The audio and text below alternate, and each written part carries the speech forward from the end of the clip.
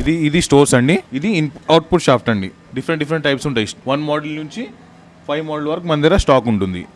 ఇది 1 మోడల్, ఇలాగే 1 model 1.25 1.5 model, ఇవన్నీ అవుట్పుట్ షాఫ్ట్స్ అనమాట. ఇవి ఇంటర్నల్ రింగర్స్ అండి. ఇది ఇంటర్నల్ రింగర్స్. ఇది సింగిల్ ఇంటర్నల్ రింగర్, ఇది డబుల్ రింగర్. ఒకటే దాంట్లో 2 సైడ్స్ గేర్ కటింగ్ ఉంటుంది. దీంట్లో మా ప్లానెట్స్ అనేవి తిరుగుతాయి ప్లానటరీలో. దీంట్లోనే ఇవి పెద్ద మోడల్స్ అంటే చిన్న మోడల్, ఇవి వచ్చేసి పెద్ద మోడల్ 5 మోడల్ వరకు మన దగ్గర స్టాక్ ఉంటుంది. 5 మోడల్, ఇది 5 మోడల్ రింగర్ అండి. ఇది హాలో అవుట్పుట్ షాఫ్ట్. అది సాలిడ్, ఇది హాలో షాఫ్ట్ అండి. దీంట్లో కూడా మోటార్ వెళ్ళిపోతుంది డైరెక్ట్గా. హాలో ఇన్పుట్ షాఫ్ట్స్ అండి ఇవి. ఇది అసెంబ్లీ అయినప్పుడు దీంట్లో మోటార్ కూర్చుంటుందండి. ఇది ఇన్పుట్ షాఫ్ట్ అంటుంది దీన్ని. ఇవి ప్లానెట్స్. దీన్ని పట్టుకొని రొటేట్ అవుతాయండి. ఇది ఇలా అసెంబుల్ అవుతుందండి. ఇది రొటేట్ అవుతే ఇవన్నీ రొటేట్ అవుతాయండి ఎంబడి. ఇలా మన దగ్గర అప్ టు 5 మోడల్ వరకు ప్లానెట్స్ ఉంటాయండి. ఇది 5 మోడల్ ప్లానెట్స్. స్టాక్లో 5 మోడల్ వరకు ఉంటుంది. ఒక గేర్ బాక్స్ అసెంబ్లీకి వచ్చేసి ప్లానెట్స్, సన్ గేర్స్, ఈ క్యారియర్ ఇది క్యారియర్ అసెంబ్లీ అండి. నేను మీకు చూపించాను కదా ఇట్లా. ఇదిగోండి, ఇది సన్ గేర్, ప్లానెట్స్, దీంట్లో మళ్ళీ ఒక సన్ గేర్ వస్తుంది, దీనిపైన రింగ్ గేర్ వస్తుంది రొటేట్ కానీ దీనికి. ఇది క్యారియర్ అసెంబ్లీ అండి. ఇది దీంట్లో 3 లెగ్ క్యారియర్లో ఇట్లా కూర్చుంటుంది. ఇవి ఫ్లాంజ్ కేసింగ్స్ అండి. అదైతే ఫుట్ మౌంటింగ్, ఇది ఫ్లాంజ్ మౌంటింగ్. సేమ్ రెండింటి వర్క్ ఒకటే. ఇది ఫ్లాంజ్ మౌంటెడ్. ఇవి ఐఎన్టీ కేసింగ్ అండి, ఇంటర్నల్ కేసింగ్స్. ఇవన్నీ 3 మోడల్ నుంచి స్టార్టింగ్ మోడల్ 1 వచ్చేసి లాస్ట్ మోడల్ 5 మోడల్ అండి. ఇది 5 మోడల్ ఐఎన్టీ కేసింగ్ అండి. ఇవన్నీ సన్ గేర్స్ అండి. ఇవి ప్లానెట్స్, ఇవి సన్ గేర్స్. అసెంబ్లీకి కావాల్సిన ఫాస్టనర్స్ అన్నీ స్టాక్లో ఉంటాయి. ఇవన్నీ fasteners, bearings, oil seals, circlips, check nuts, ఇవన్నీ బేరింగ్స్ ఖచ్చితంగా అసెంబ్లీలో కంపల్సరీ కావాల్సిన బేరింగ్స్. ఈ బేరింగ్ స్టాక్ అండి. ఇవి బయట నుంచి తెప్పిస్తారు కదా మీరు?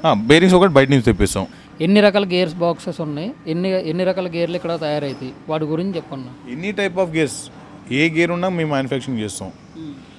Spiral, spur gear, helical gear, worm gear, any type of gears. Double helical కానీ, ఇంటర్నల్ రింగ్ గేర్స్ కానీ ఏమన్నా అప్ టు 4 మీటర్స్ వరకు గేర్ కటింగ్ ఉంది మన దగ్గర. అసెంబ్లింగ్ అప్ టు 16 మోడల్ వరకు ఉంది.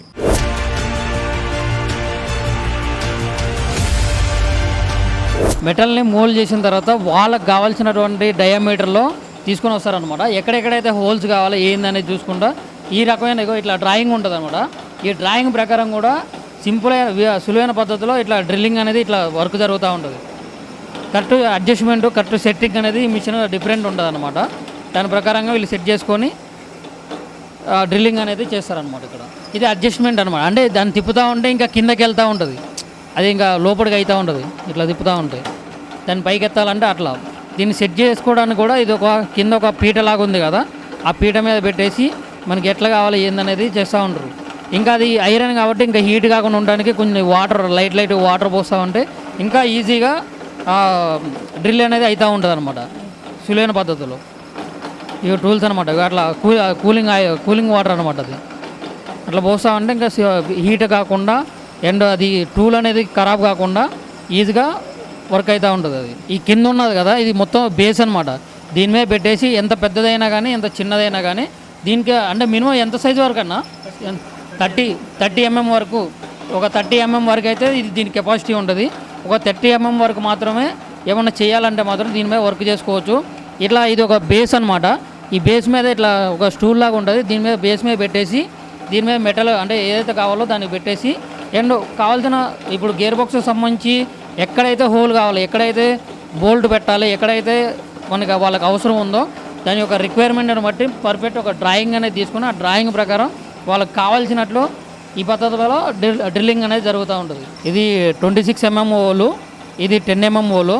ఇది అక్కడ బయటకు వచ్చిన తర్వాత ఫిట్టింగ్ అనమాట. బయట అంటే బోల్ట్లు వేసుకోవడానికి, నట్లు పెట్టుకోవడానికి టైట్ చేసి ఇట్లా అవుట్పుట్ అనేది వస్తుంది అనమాట ఇట్లా బయటికి. ఇది బయటికి కనపడేది అనమాట. ఈ రకమైన పద్ధతిలో వీళ్ళు గేర్ బాక్స్ మ్యానుఫ్యాక్చరింగ్ అనేది చేస్తూ ఉంటారు. చూసారు కదా, దీన్ని పట్టుకొని ఇది రొటేట్ అవుతుంది. ఇది ఉందా, ఇది తిరుగుతుంది కదా, ఇది టీత్ అనేది దీనికి మ్యాచ్ అయితే ఇది అవుట్పుట్ తిరుగుతుంది. దీంట్లో డిపెండ్స్ అండి. మీకు ప్యాకేజింగ్ మిషనరీస్లో కానీ, రబ్బర్ ఫ్యాక్టరీస్, రబ్బర్ ఇండస్ట్రీస్లో కానీ ఎక్కడ అప్లికేషన్ ఉంటే అవైలబుల్ ఉంటే అక్కడ యూజ్ అవుతుంది అనమాట. కస్టమర్ నీడ్ బట్టి ఉంటుంది.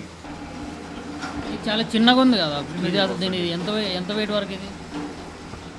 ఇది 2 HP అండి. ఇది 2 HP మోటార్కి యూజ్ అవుతుంది. ఇది టూ హెచ్పి మోటార్కి.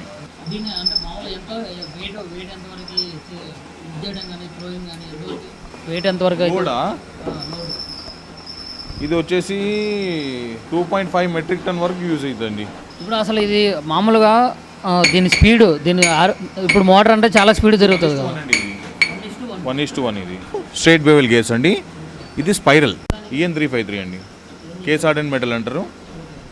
ఇదిగోండి, ఇది అనేది గేర్ బాక్స్ ఇలా రొటేట్ అవుతుంది అనమాట. గేర్ బాక్స్లో అసెంబ్లీ అయినప్పుడు ఇలా రొటేట్ అవుతుంది. లేదు, ఇక్కడ బేరింగ్ వస్తుందండి. ఇక్కడ బేరింగ్ వస్తుంది, దీంట్లో షాఫ్ట్ వస్తుంది. ఇది ఓపెన్లో ఉందని చెప్పి ఇట్లా మనకు కనిపిస్తుంది. గేర్ బాక్స్ అసెంబ్లీ అయినప్పుడు ఇక్కడ బేరింగ్ వచ్చేస్తుంది, లాక్ అయిపోతుంది. దీంట్లో షాఫ్ట్ వస్తుంది, షాఫ్ట్కి 2 బేరింగ్స్ వస్తే అది లాక్ అయిపోతుంది.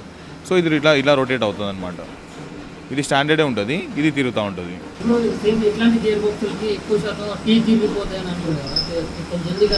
కావు మేము 3 years ఇస్తామండి వారంటీ. 3 years వరకు అయితే ఏం కాదు.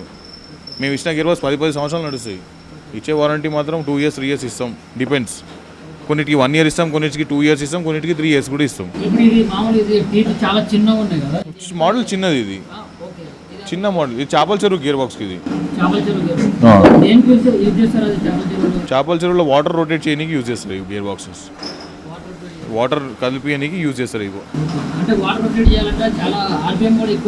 చాలా తక్కువ ఉంది. ఇది 3 RPM అండి. ఇది 1:3 ఇది ఒక్కసారి తిరిగితే ఇది 3 సార్లు తిరుగుతుంది. ఇది వరం గేర్ బాక్స్. ఇది ప్యాకేజ్ మిషనరీస్లో చాలా ఎక్కువ యూజ్ అవుతుందండి. ఇది ప్యాకేజింగ్ ఇండస్ట్రీస్కి షాంపూస్ కానీ ఆయిల్స్ కానీ ఇవన్నీ ఉన్నాయి కదా, ఏ మిషన్స్ ఉంటాయో దానికి డెఫినెట్గా ఈ గేర్ బాక్సే యూజ్ అవుతుంది. దీని లోపల ఇది ఇన్పుట్ అండి, ఇది అవుట్పుట్. నేను తిప్పుతున్నాను చూడండి, ఇక్కడ తిరుగుతుంది. ఇది ఇన్పుట్ తిప్పితే ఇక్కడ అవుట్పుట్ తిరుగుతుంది చూడండి.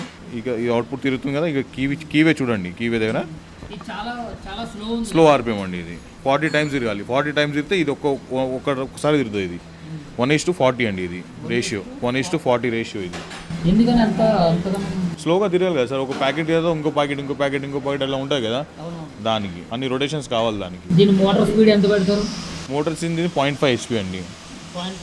0.5 HP. దీని లోపల ఇలా ఉంటుందంటే ఈ గేర్స్ అండి.